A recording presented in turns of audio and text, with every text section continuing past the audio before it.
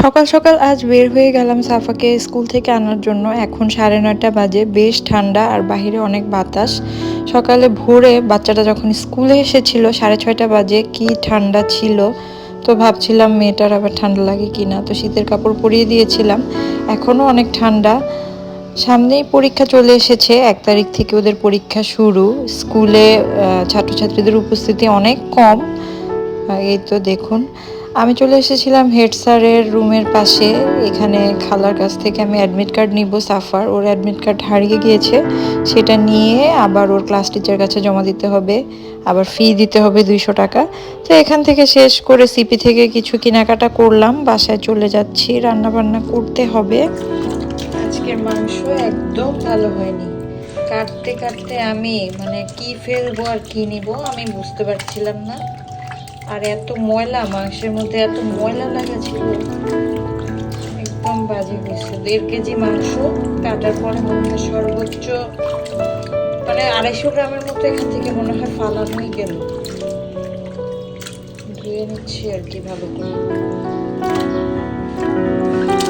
2-3টা ধোয়া দিব। সাদা পানি দিয়ে ধোয়া না পর্যন্ত একটু ধুয়ে নেব।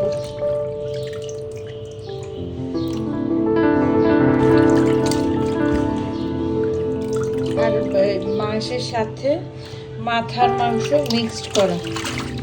আসলে 650 টাকা কেজি যে মাংসগুলো, এত হাড় আর চর্বি থাকে সাথে, আবার মাথার মাংসও মিক্সড করা থাকে। এটাই দেখলাম। বলে যে দাম কমছে কমছে, আসলে দাম কিন্তু কমে না, এই কাহিনী করে। একটা ধোয়া দিব।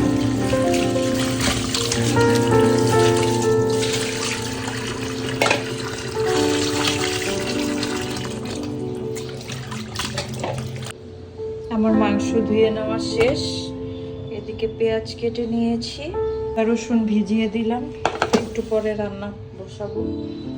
এদিকে কালকের লইট্টা মাছ তরকারিটা পুরোটাই রয়ে গেছে, গরম করে নিয়েছি, দুপুরে ইনশাল্লাহ খাওয়া হবে। সায়রামনের জন্য একটা ডিম সিদ্ধ বসিয়ে দিলাম, একটু লবণ দিয়ে দিব যেন খোসাটা ইজিলি উঠে আসে। ঢেকে দিই, বানিয়ে দিব।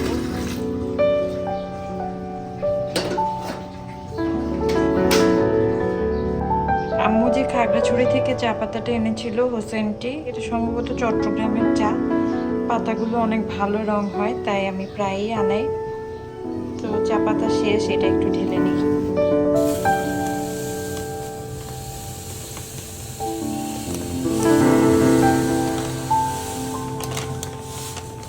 যেহেতু বেশি বেশি চা খাওয়া হয় আমাদের, পুরোটাই ঢেলে ফেললাম।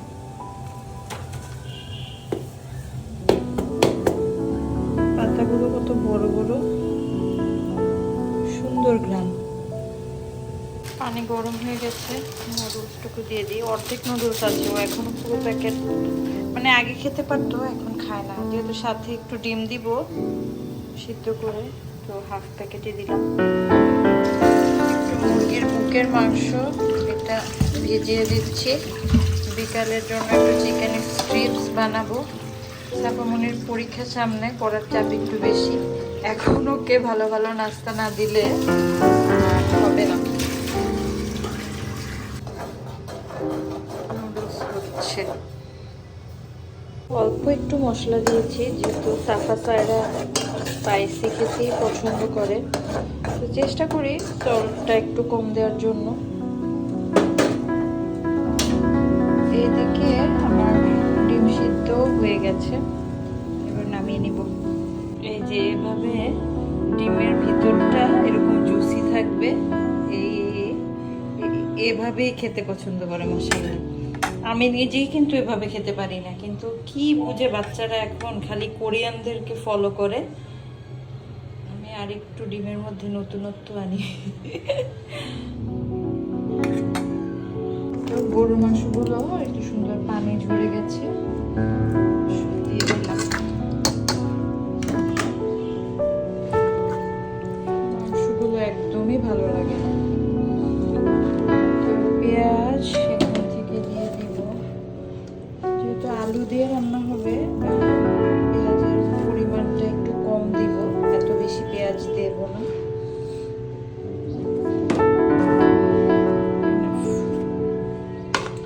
এবার হচ্ছে যে আদা রসুন পেস্ট দিয়ে দিলাম।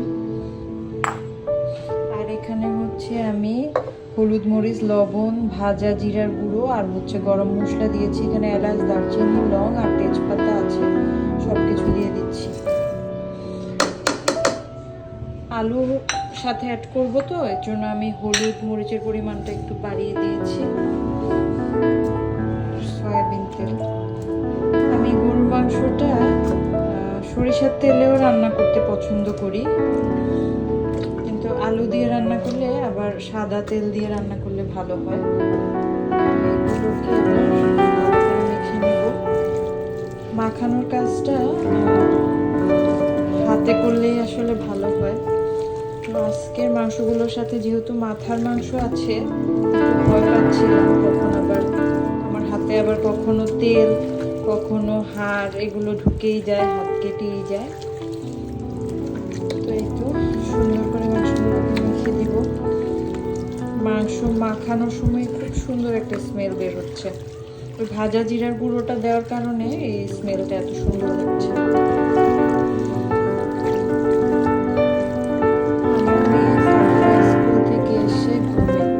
সজাগ থাকলে এখন এসে বলতো যে আল্লাহ এত সুন্দর স্মেল, সব সময় কাজটা করে নিয়ে আমার ঘুমে মাংস মাখানোর সময় কথাটা মনে পড়ে গেল। তো ভালো করে মেখে গরুর মাংসটাকে আমি 10 থেকে 15 মিনিট একটু রেস্টে রেখে দিব। তো ম্যারিনেশনটা ততক্ষণে হয়ে যাবে, মাংসের ভিতরে একদম মশলাগুলো ঢুকে যাবে ম্যারিনেশনের সময়। এরপরে চুলায় দিয়ে আস্তে আস্তে কষিয়ে রান্না করব। এই তো হয়ে গেছে।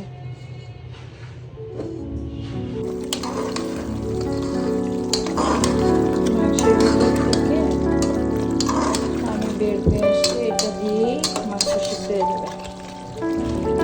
কষানোর জন্য আর একটু পানি লাগবে। আলু কিছু ধুয়ে রেখেছিলাম, আলুগুলো দিয়ে দিচ্ছি। বাচ্চারা আলু খেতে পছন্দ করে, তাই আলুর পরিমাণটা একটু বেশি দিয়েছি।